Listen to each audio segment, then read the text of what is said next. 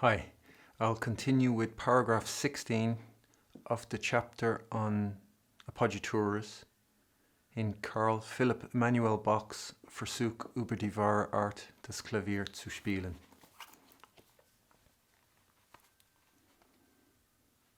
Außerdem, was bisher von der Geltung der Vorschläge eingeführt worden ist, kommen zuweilen Fälle vor, wo der Vorschlag wegen des Effekts länger als gewöhnlich gehalten wird und folglich mehr als die Hälfte von der folgenden Note bekommt.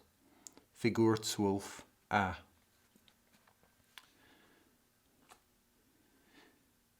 Dann und wann muss man aus der Harmonie die Geltung der Vorschläge bestimmen. Wenn bei B die Vorschläge ein ganzes Viertel ausmachen sollten, so würden die zur letzten Bassnote anschlagenden Quinten ekelhaft klingen. Und bei C würden offenbare Quinten zum Gehör kommen, wenn der Vorschlag länger als da steht gehalten würde. Bei dem mit ein Sternchen bezeichneten Exempel, Tab 3, Figur 1, muss der Vorschlag auch nicht länger sein, sonst klingt die Septime zu hart. Man muss also ebenfalls bei Anbringung der Vorschläge, wie überhaupt bei allen Manieren, der Reinigkeit des Satzes keinen Tort tun. Deswegen sind die Exempel bei Figur 13 nicht wohl nachzuahmen. Folglich ist es am besten, man deutet alle Vorschläge samt ihrer wahren Geltung an. So I'll look at the examples pertaining to paragraph 16.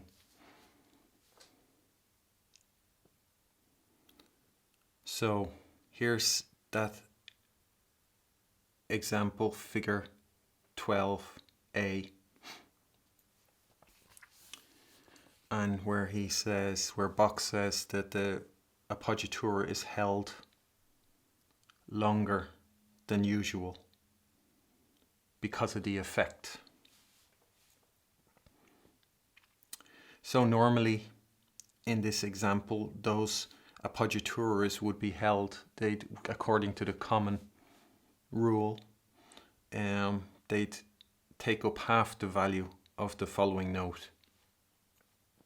But here, Bach indicates that they should take up 3/4 of the value of the following note. And he says, because of the effect. And you can wonder, what's the effect?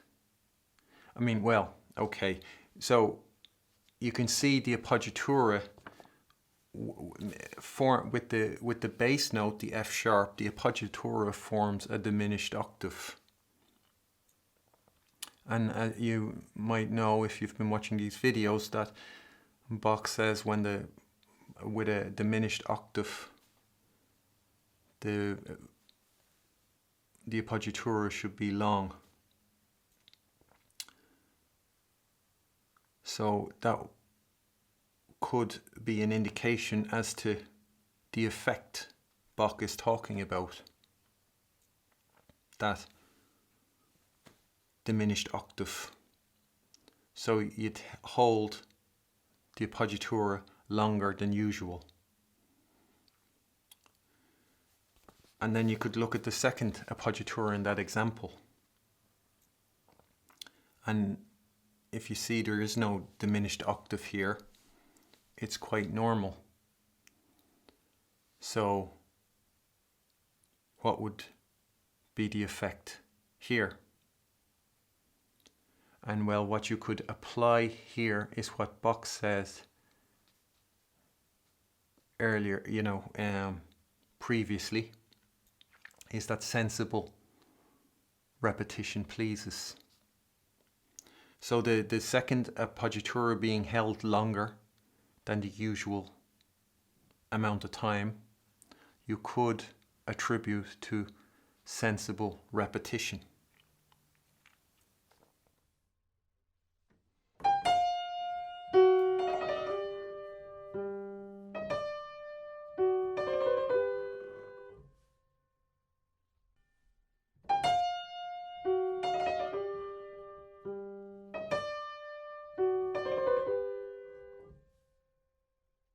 So in that paragraph, Bach says sometimes the appoggiatura can be held longer because of the effect. And he goes on from that to say that the harmony can determine the length of the appoggiatura, but he doesn't include that in the reason for holding the appoggiatura longer. It's for the effect, and the effect might not necessarily be the driving force, or the cause of the effect might not be the harmony. So it's related, it's the continuation, the logical continuation from what he says, but it's separate, it's with a new thing, because I can imagine Bach doesn't want to limit holding the appoggiatura longer than is usual to harmony. And you can see an example of this in Mozart's sonata K284 in D major, in the third movement, in variation 11, Adagio cantabile. And normally in the G. Henley Verlag edition, they have two versions of that variation. And the first one in a smaller print is according to the autograph, the manuscript.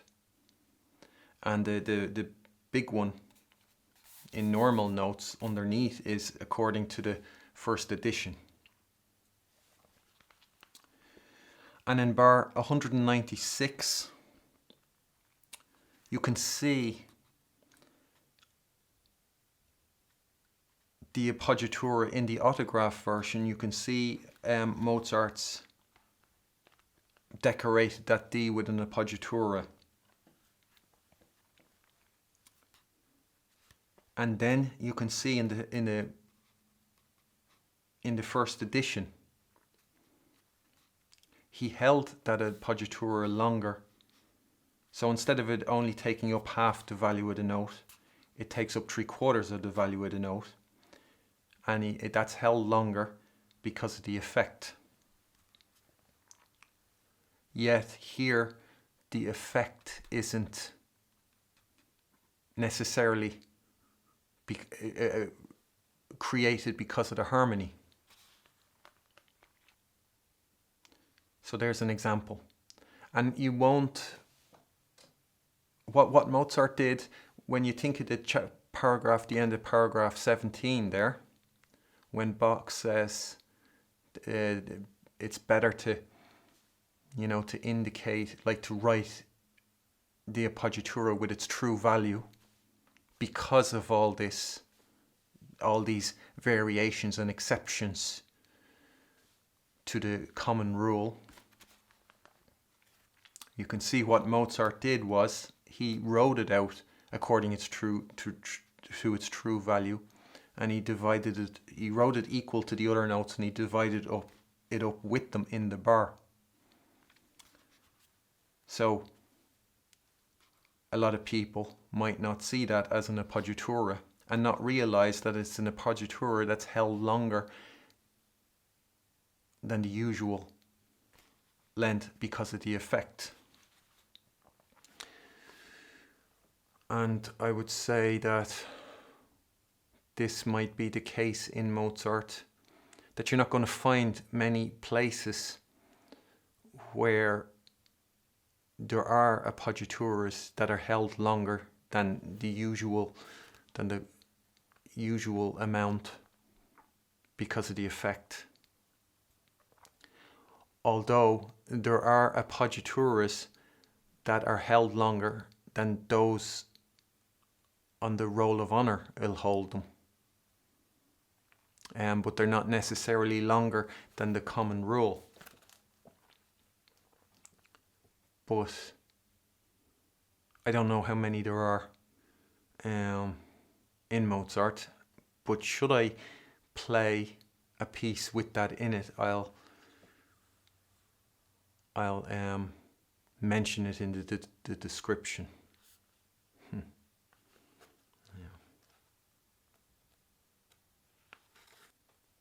And here's figure 12b.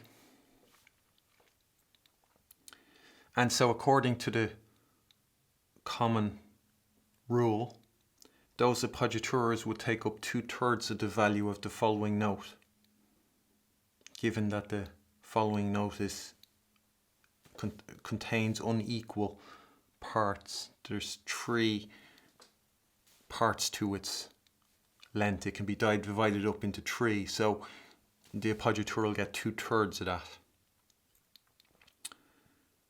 And so when you hold the appoggiatura for 2/3 of the length, what you have is these, with the bass, what Bach will say, ekelhaft, the disgusting fifthal sound when you hit that B with the E. And what you get is a series of these disgusting fifths sounding. And here's how it sounds doing that with the fifths. And I've attempted,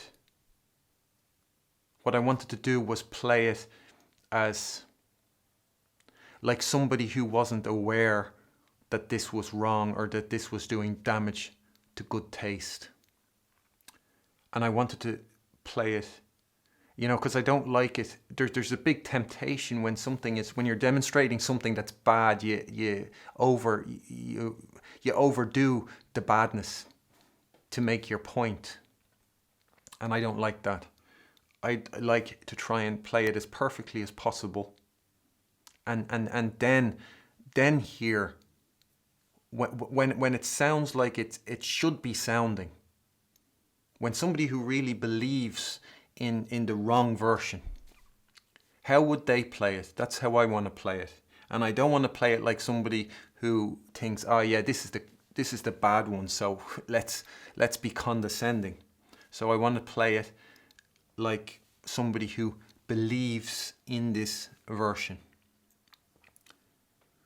So so here's what it sounds like when you hold it with 2/3 of the value of the note, and when you have the strike, the fifths sounding then with the last bass notes.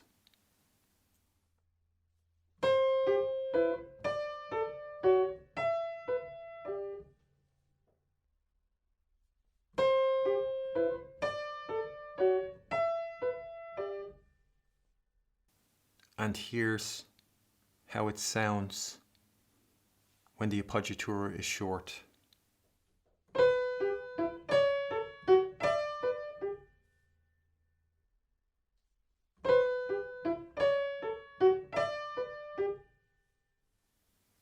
And here they are together, so you can maybe notice the compare and maybe wonder for yourself what's the difference between the two. Do you hear anything of what Bach is saying? Do you agree? What's your examination? And try it yourself. That's the best way to determine, is what Bach is saying true?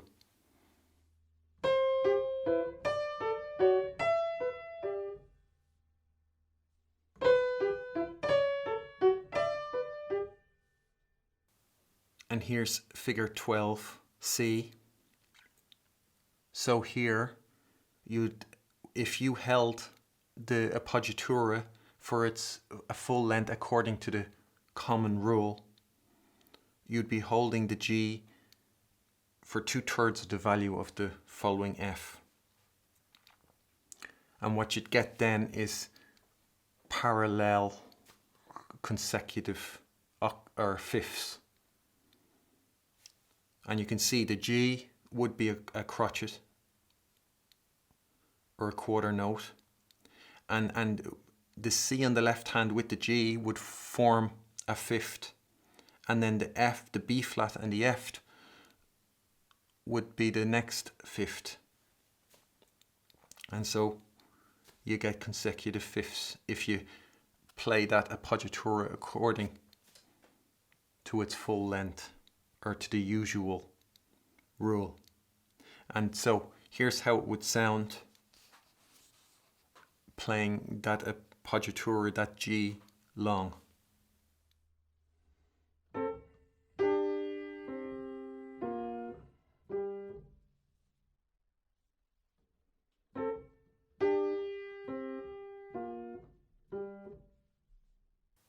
And here's how it sounds playing it short.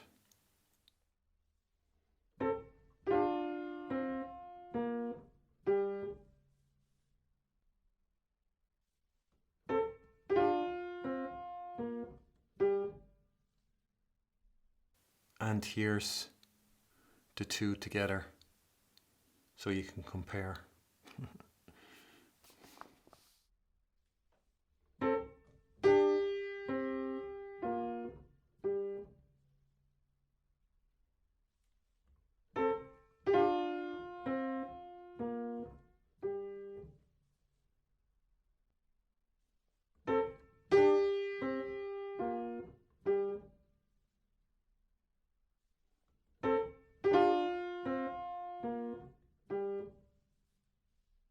So, and here's the examples for paragraph 17. Figure 13. You can see he says, Bach says you can't harm the purity of the phrase with your appoggiaturas.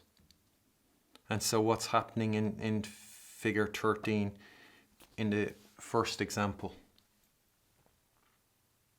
with the appoggiaturas, how is that harming the phrase? And what you can see is the appoggiatura, when you include that appoggiatura, what you have is consecutive octaves or parallel octaves, whatever you call them.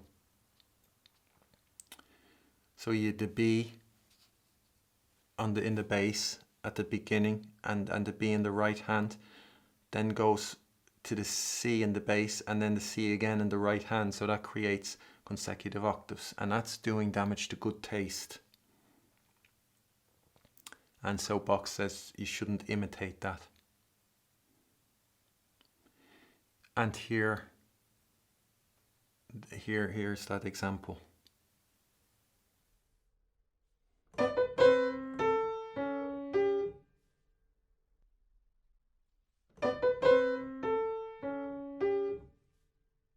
And another thing to think about, if you want to be a pupil of possibility, you can look and wonder or listen and think, what exactly is happening there? Why is that doing damage to good taste? What damage is it doing? And the purity of the phrase that Bach's talking about, what is that purity? And what harm is being done to that purity? I mean, to what extent does that purity reach? Is it just in that moment? Like, is it the case that the parallel octaves themselves are ugly, and that's it? The damage is limited. But Bach doesn't say the damage done to that moment or to that particular point in time. He says the damage done to the phrase. So what is the phrase? What makes the phrase? And what is the damage done to the phrase? And you can be told, yeah, consecutive octaves are ugly, therefore this is ugly. But that's just looking at the core reaction, the core point of where it all begins. There's ripples, there's you know, there's the core explosion, and then there's the shock waves. So what sort of damage do the shock waves do? And here's how it sounds without the appoggiatura.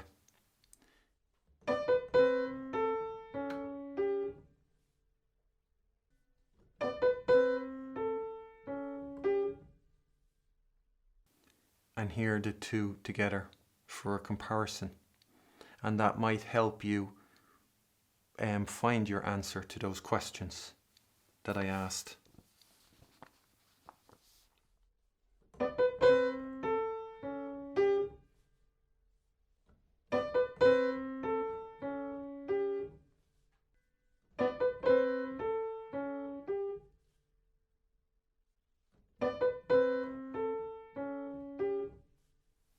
The next example.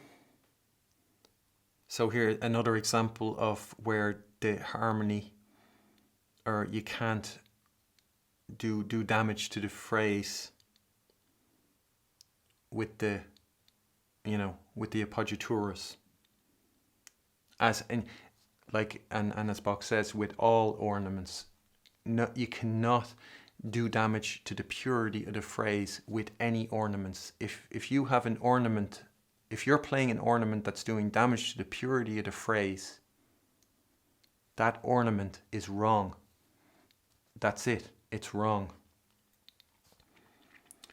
And so what you have in that example, you have the F in the bass, and the last note at that bar in the right hand is a C. So the F and the C make fifths. And then the appoggiatura in the next bar, the D, with the bass note, the G, makes another fifth. So what you have is consecutive fifths, or parallel fifths, whatever you want to call them. And the same thing, it goes again. What damage, what harm is it doing? You know, you're told parallel or consecutive fifths are wrong, are a mistake. Why are they a mistake? What do they do? You could ask the expert, what does a parallel or a consecutive fifth do? What does it do? And the answer to that, the person who answers that has got very good insight. The person who can't answer that, who will tell you it's you just can't, okay? Or because that's, everybody knows you can't. They're from Lilliput. And here you can hear it with the appoggiatura.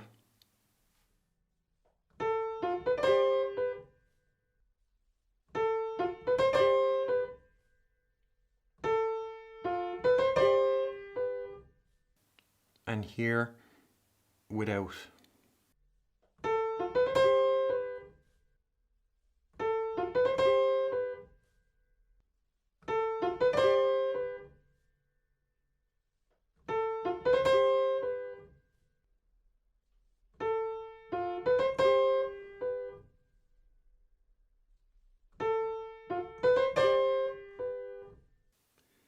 And here's the next example from figure 1, from tab 3, figure 1 with the asterisks. And so this is the one where Bach says with the seventh would be too hard if you hold the appoggiatura for its normal length, or for the usual length. So the usual length here, the appoggiatura is the A, and the usual length for that would be 2/3 of the value of the note.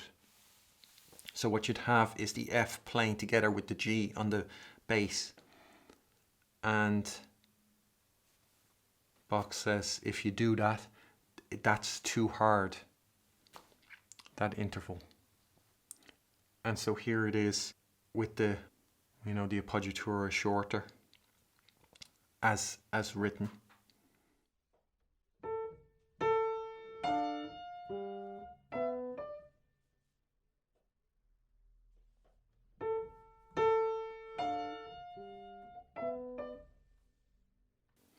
And here it is when it's a long appoggiatura, when it has the usual length. And maybe you can listen for the hardness of that seventh, the G with the F, and you can wonder, do I agree with Bach?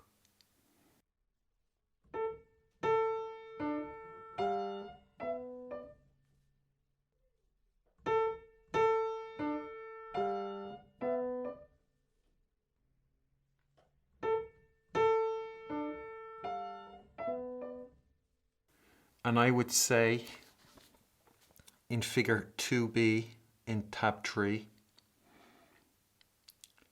that even though Bach didn't say that that G in that example was a short appoggiatura, I would wonder if that would the same criteria apply here too, that the F coming with the G, that the seventh would be too hard, and therefore you'd play that appoggiatura as well short, or you wouldn't hold it for the usual value of the note.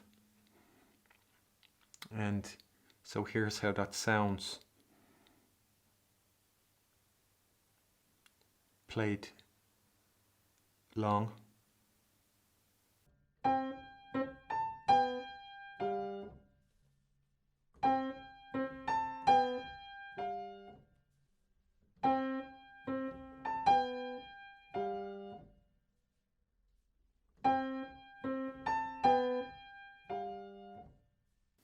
And here's how it sounds played short.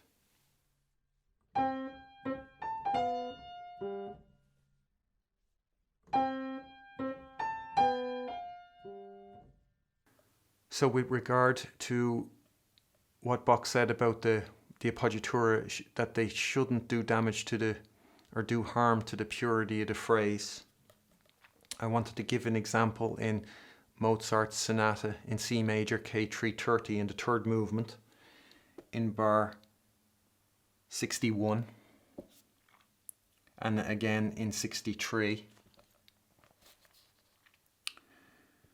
And what you have in the second beat of that bar, you have the D, and then the left hand is broken up, the harmony is broken up into an Alberti bass or whatever you want to call it. And so in the last note with the D, you have a G. And then in the left hand it goes to the B, and the appoggiatura is an F sharp. So it's going from the G to the D, which is a fifth, to another fifth, the B to the F sharp. So what you have is consecutive fifths, and while they're not moving in parallel motion, I mean the individual voices are moving in contrary motion, I would say the negative effects of those consecutive fifths are still present.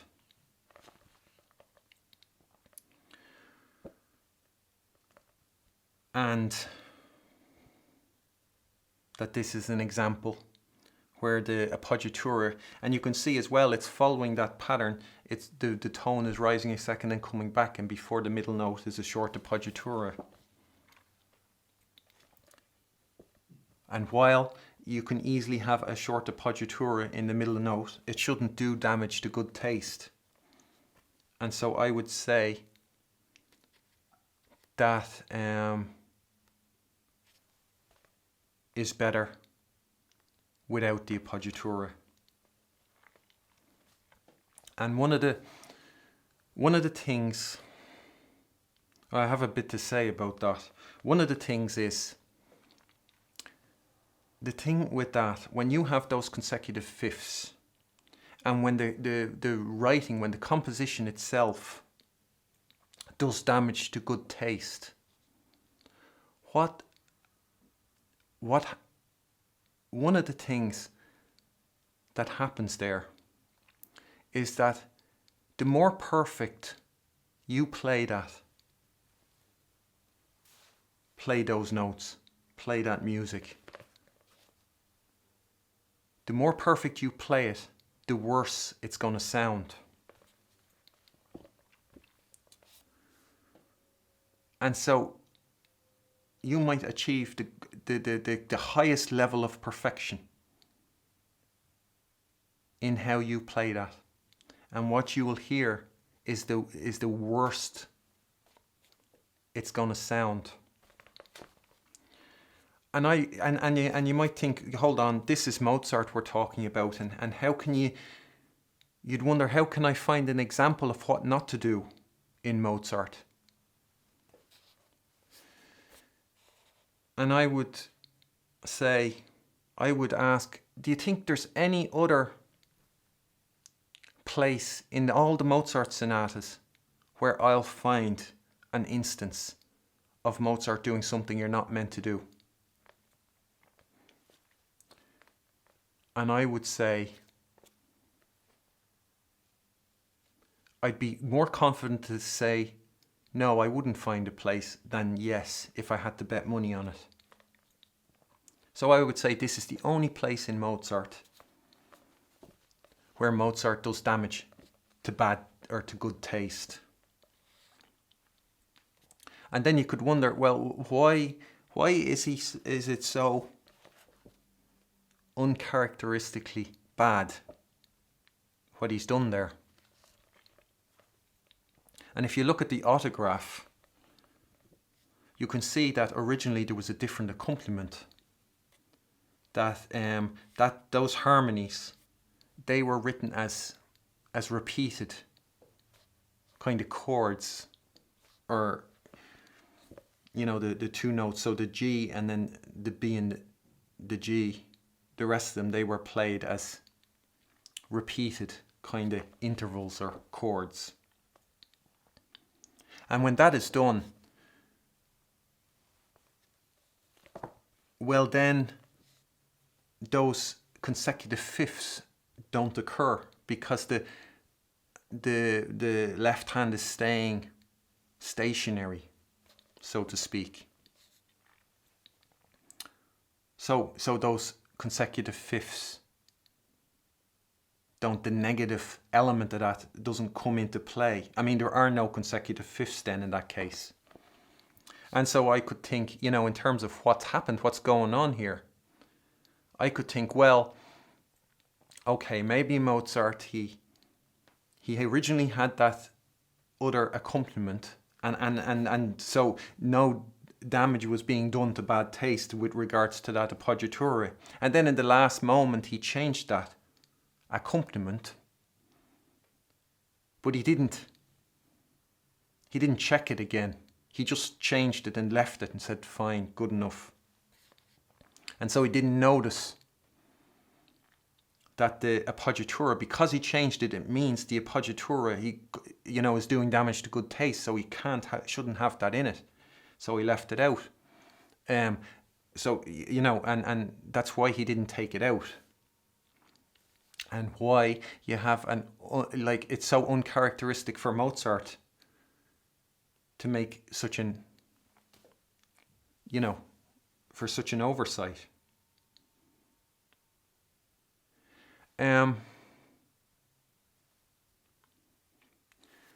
But if you play the original accompaniment the way it was in the autograph, that's ridiculous. I was thinking of playing it here, but it was too ridiculous. And it's a kind of a level of ridiculousness that Mozart wouldn't waste his time having written that in the first place. It's so blatantly bad. There's no way, in my opinion, Mozart could have written that. So I have to ask myself, what's going on here? And one of the things I might think is, I said that I'd rather argue that this is not a masterpiece than it is. And that would have been one of my points where I brought up, are those consecutive fifths there, and the damage to bad taste that's being done, and the ridiculousness of the original accompaniment. So what's going on? And one theory I might have, why was Mozart so uncharacteristically bad for this sonata alone? Why is it so much lower in quality than all his other sonatas? And then I'd wonder, well, maybe he was annoyed. There's a saying in German, Perlen für die Säue werfen. And that means throwing pearls to sows, like a female pig. And maybe Mozart was annoyed. He's doing all these amazing things and just wonderful things. And nobody notices, nobody can appreciate it. And that's annoying him. And then he thinks, he thinks he's throwing pearls to sows. And maybe he thought, well, I'll feed them slop. Let them have slop then, if they can't appreciate the pearls.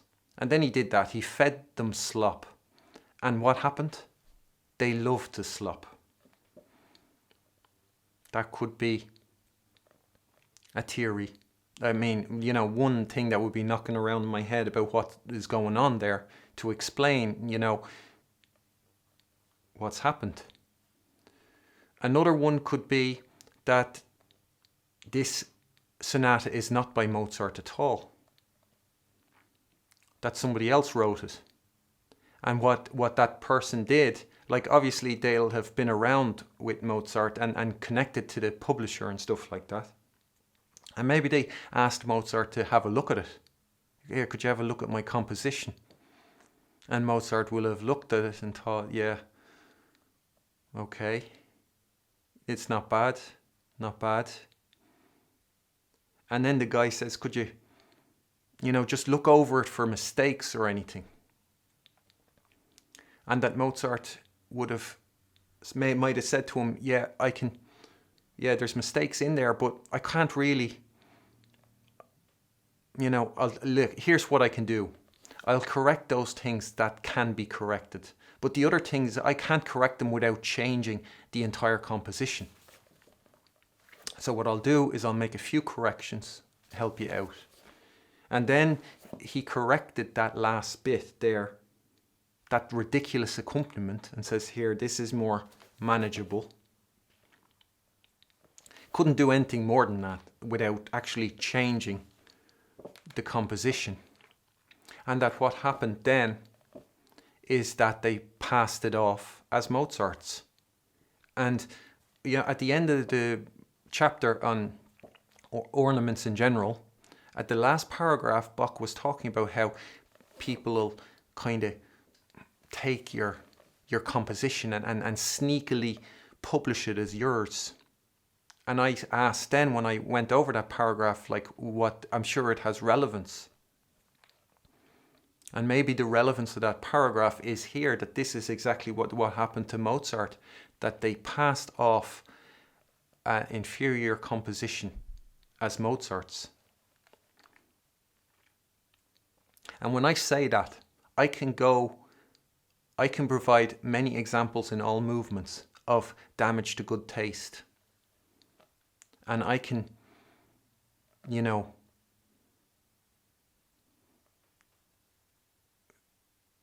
like I said, I'd fancy my chances in a debate against the leading, your best expert. I fancy my chances. And I think it wouldn't even be a contest. It would be a wake-up call for that leading expert. But, okay.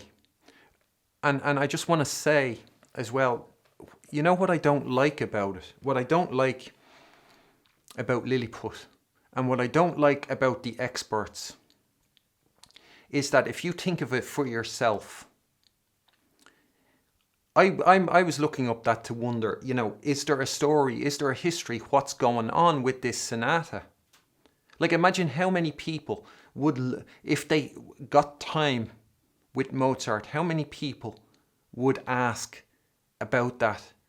The anticipation they'd have would be to ask about this particular sonata and have Mozart clear up the mystery, the puzzlement of it.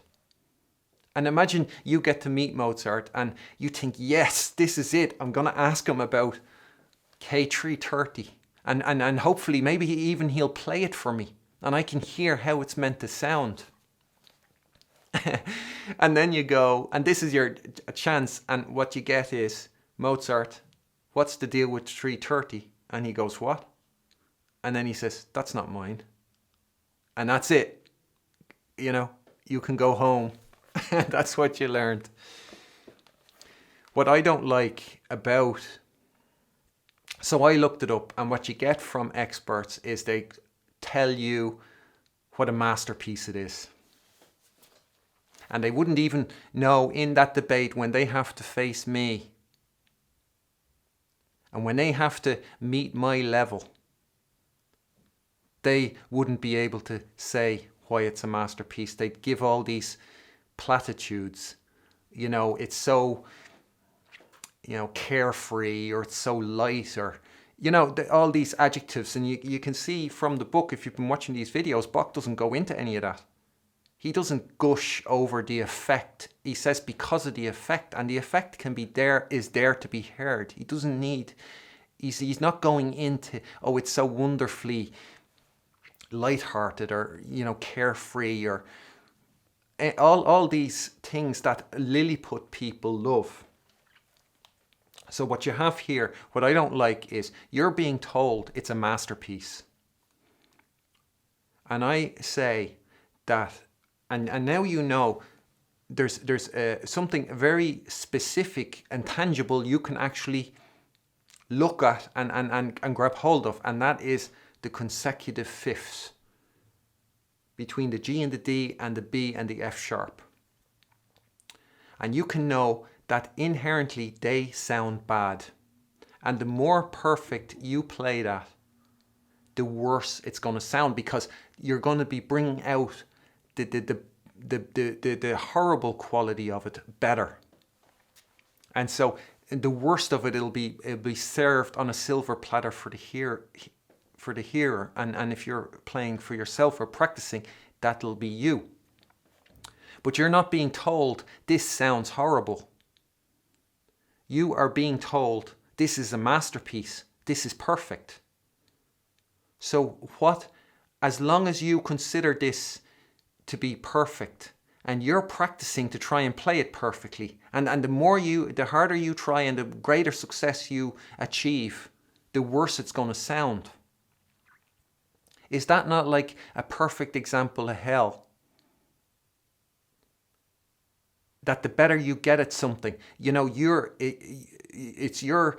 compelled to try and solve this problem, and the better you get at solving it, or playing it, the worse it sounds.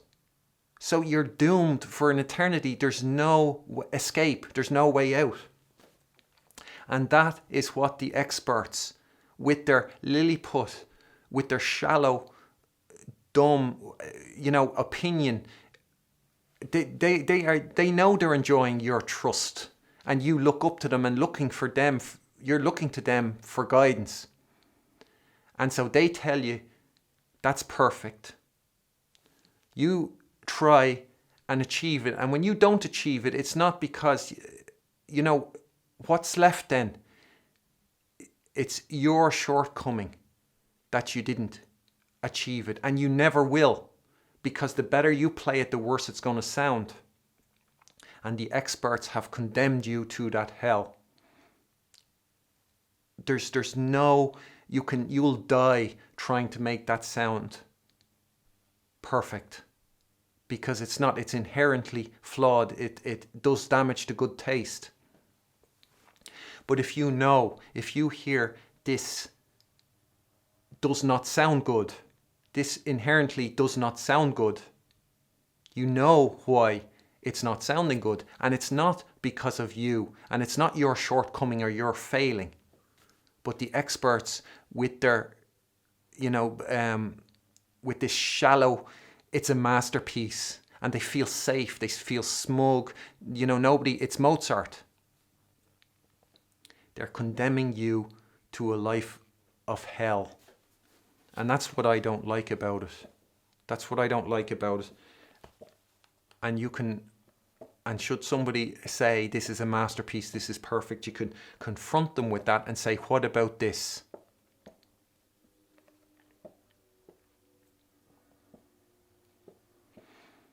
So here's the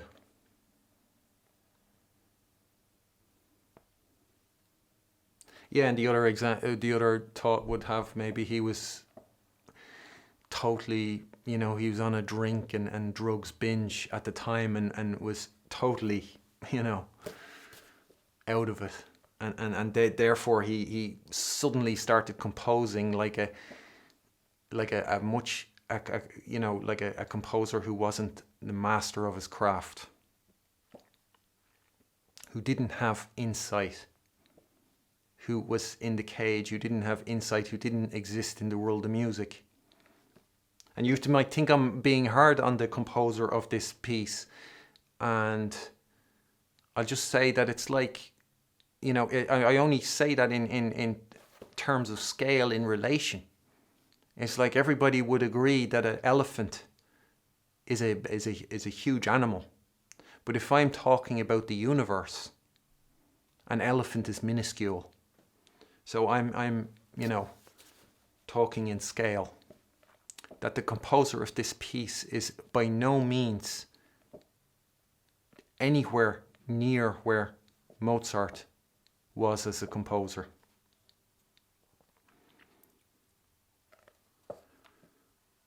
And here's how they sound. Here's how it sounds with the Appoggiatura.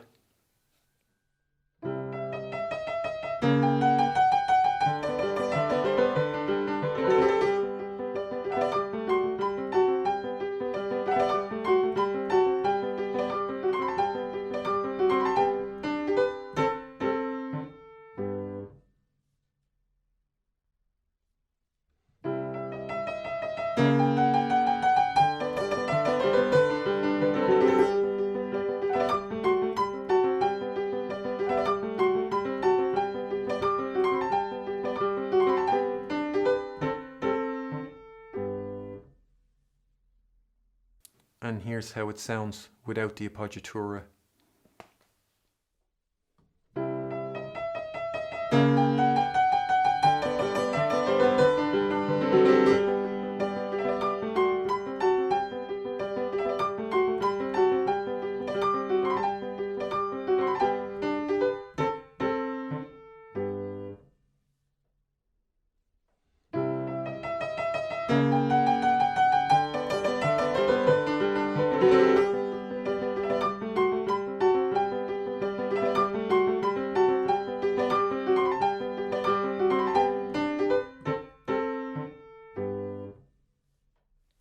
And I'd like to look at an example in K2A3 in the second movement in bar 12. And here, the D is Mozart decorates the D with an appoggiatura. And what you'd have, if you play that E as a long appoggiatura, according to the usual rule, you'd hold it for half the value of the note. And what you'd get if you play that as a long appoggiatura is you'd get the G sounding with the D. A disgusting fifth. So that would be an argument why that appoggiatura should be short, so you avoid the sounding of the fifths of the D with the G in the left hand. And so here it is with the played as a long appoggiatura, and I'll play it slowly. I mean, I'll try. The thing is, when you're freed from the cage, when you're moving in the world of music, there is no slow practice. It doesn't exist. So what you're hearing is the closest you'll come to playing it slowly when you've escaped the cage.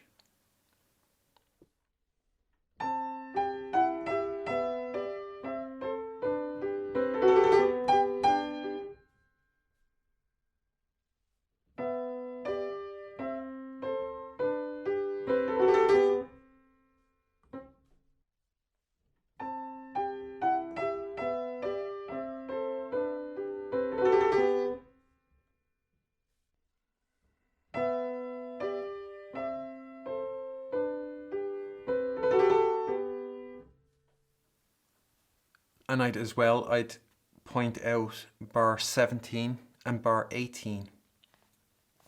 And what you can see here in bar 17 is the appoggiatura, that if you play that as a long appoggiatura, the G with the A, the seventh, would be too hard. And so that would be another argument for it being a short appoggiatura. And here, so you can see what are the reasons for playing with it as a short appoggiatura. First of all, you have that the tone is rising a second and going back again, and before the middle note is can easily occur a short appoggiatura. That's one reason. The second one is the notes aren't slurred.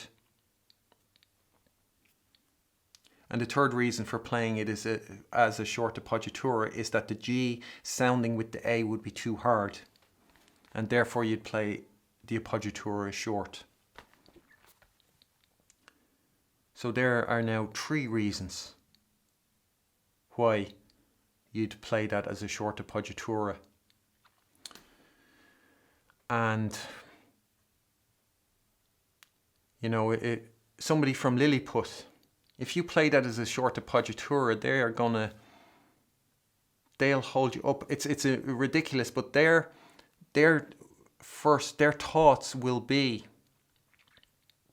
wait a second, this person is doing something different. He obviously doesn't realize that you're meant to play that A as a normal semiquaver, and they'll immediately stop you and say you're doing it wrong. You'll play it as a normal semiquaver.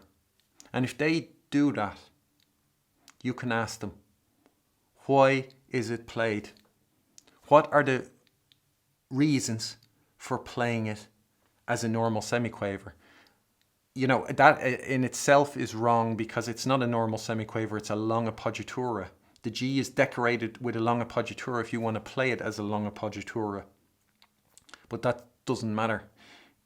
You can, you know, that immediately shows up that Lilliput person.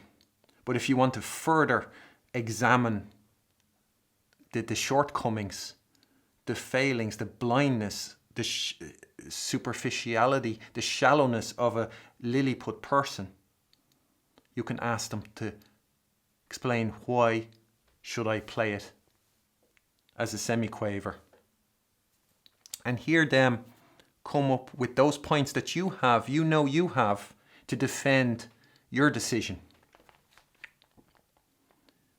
And the final test is in the actual playing.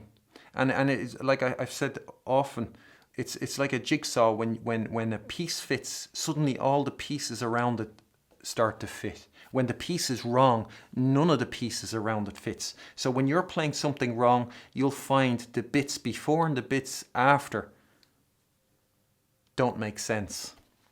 When you get the right piece in, suddenly the bits before and the bits after make sense. That's why a roll of honor gets so much wrong. It's not just because I mean, they get more wrong than than what needs to be rectified. Because they get the before and after wrong, not just the thing itself. And again, I'll try and play it slowly so you can hear it.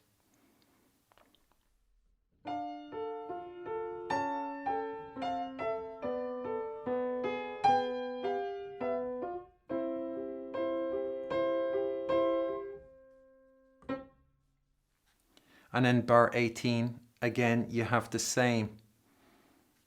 The F sounding with the G, that seventh would be too hard. So you'd play it as a short appoggiatura.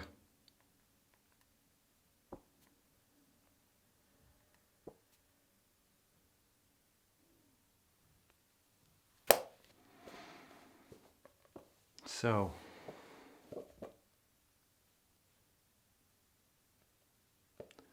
and there you can hear it when it's played as a long, and maybe you can hear the hardness of that seventh.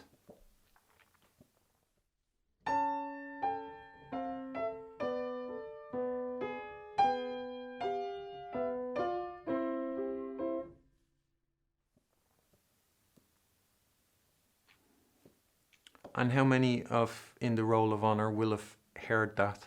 Will have heard the, the disgusting fifth sounding, or the hard seventh?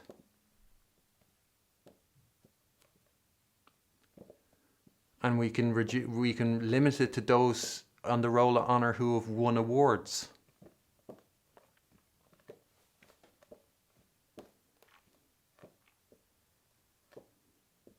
And if you listen to that piece,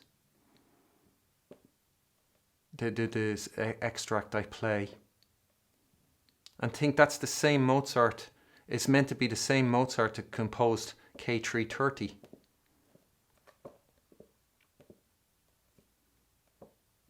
You can wonder. And feel free to compare it. I haven't, so I'm going out on a limb here. I'm sticking my neck out.